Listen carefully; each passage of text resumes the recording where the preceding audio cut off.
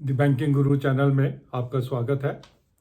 आज हम अपनी इस वीडियो में यस बैंक की जो लेटेस्ट न्यूज़ है कि 4,200 करोड़ के अपने stress assets NPA they propose to sell, इसको आज एनालाइज करते हैं और इसकी इम्प्लीकेशंस उनके आने वाले रिजल्ट्स पे क्या हो सकती हैं।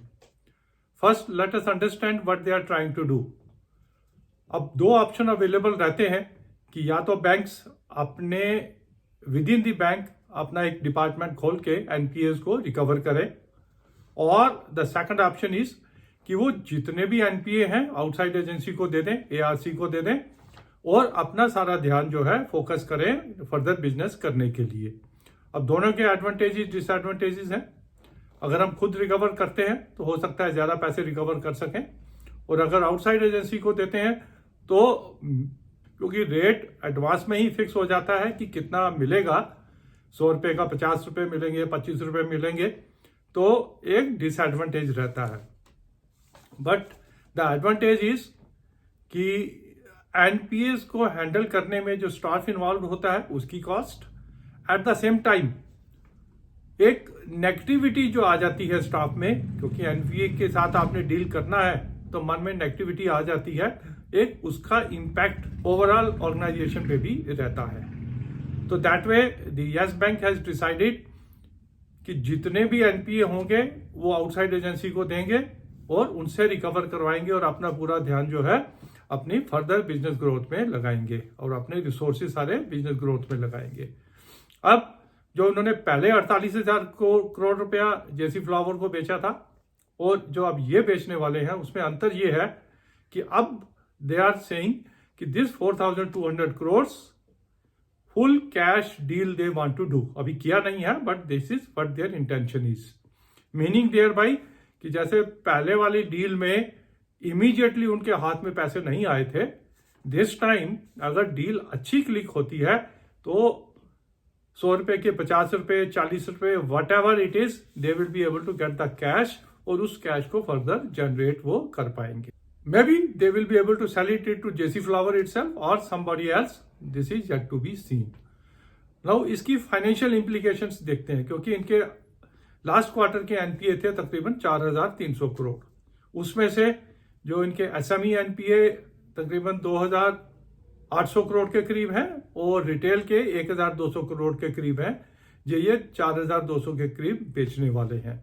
दैट इंडिकेट्स कि अगर ये फर्दर मेजर इंक्रीज इनके एनपीएस में नहीं होता है तो yes bank might be NPA free, 50-100-200 crore के रह जाएंगे, अदरवाइज एनपीए फ्री हो जाएगा। अब उसकी फर्दर इंप्लीकेशन क्या है? लास्ट क्वार्टर में इन्होंने 500 करोड़ का प्रोविजन किया था एनपीएस के लिए। अब उनको वो प्रोविजन अगर एनपीए फ्री हो जाते हैं वो प्रोविजन नहीं करना पड़ेगा। अब 4,200 करोड़ रुपए में से अगर इनको 50% भी मिल जाता है तो ऑलरेडी इनका जो पीसीआर है वो 56% है, तो फिर भी इनकी बैलेंस शीट पे पॉजिटिव इंपैक्ट आएगा 6% का, क्योंकि 56% they have already provided for, 50% और मिल गया, टोटल हो गया 106%।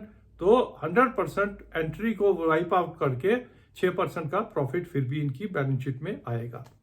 अब अगर यही 40-60 में रहता है कि इनको सिर्फ 40% मिलता है तो इनको 4% का हिट इनकी बैलेंस शीट पे आएगा, और सिर्फ अगर 25% मिलता है तो फिर इनका, क्योंकि 56% ऑलरेडी प्रोवाइडेड फॉर है, तो 20% के करीब इनका हिट, 4,200 का 20% इनका हिट जो है इनके प्रॉफिट एंड लॉस में आ सकता है। बट लेट अस होप कि they are able to get 50%।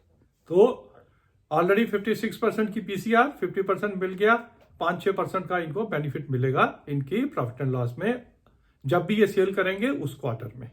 अब this might not happen in this quarter, that is December quarter itself, लेकिन नेक्स्ट क्वार्टर में हो सकता है।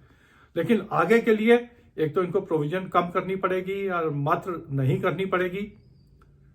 जहां इनका 300 करोड़ के करीब प्रॉफिट रहता है वो अगर 500 करोड़ से बढ़ जाता है, या से 100 करोड़ की प्रोविजन भी अगर करते हैं तो 400 करोड़ से इनका प्रॉफिट बढ़ेगा। तो 300 + 400 700 करोड़ हो गया। अब 700 करोड़ के ऊपर उनको टैक्स लाइबिलिटी भी है। अगर लास्ट क्वार्टर में तकरीबन 100 करोड़ की टैक्स लाइबिलिटी है, तो मान के चलिए 700 करोड़ के ऊपर 200-250 करोड़ की टैक्स लाइबिलिटी होगी।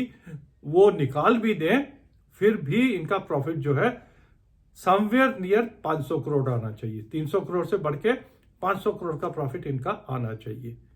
तो दैट इंडिकेट्स कि ऑपरेशंस भी दिसंबर में बेटर रहेंगे, और अगर ये दिसंबर से मार्च में ये करते हैं तो मार्च क्वार्टर के रिजल्ट्स भी बेटर रहेंगे।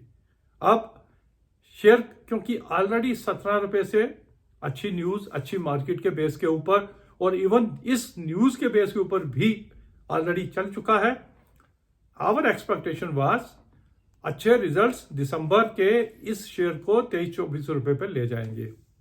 और ये न्यूज जो ये 4,200 करोड़ की एसेट्स की सेल, ये इसको फर्दर 24-25 से क्रॉस करके 25-26 तक लेके जा सकती है। इस यस बैंक की री रेटिंग जो शेयर की होगी, वो नेक्स्ट जो इनकी ट्रिगर आएगा, which is they might be taking over some micro finance company, क्योंकि उनको प्रायोरिटी सेक्टर लैंडिंग करना पड़ता है बैंक्स को, तो माइक्रो फाइनेंस का टेक ओवर करके वो अपना प्रायोरिटी सेक्टर लैंडिंग का जो टारगेट्स है उसको पूरा करेंगे।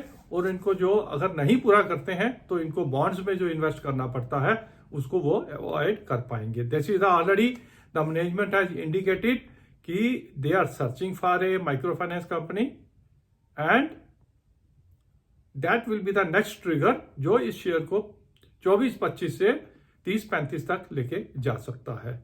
तो इस शेयर में बने रहें।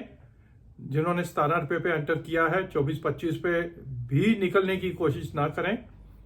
रीजनेबली ओके रिजल्ट्स आने पे भी इसको मेंटेन करके चलें, unless and until something comes out which is not known to us at present. तो वो एक अगर नेगेटिव न्यूज कोई आती है, that can be a different scenario. Otherwise Yes Bank जिन अच्छे दिनों की उम्मीद थी वो आ रहे हैं और इस शेयर में बने रहें, but at the same time 24-25 पे फर्दर एडिशन जो है वो एडवाइजेबल नहीं है। सम अदर, क्योंकि ये शेयर जो है, क्योंकि इस शेयर की फेस वैल्यू जो है 2 रुपए है, तो इतना सस्ता भी नहीं है। Thank you very much for watching this small video और updation on the Yes Bank. Thank you.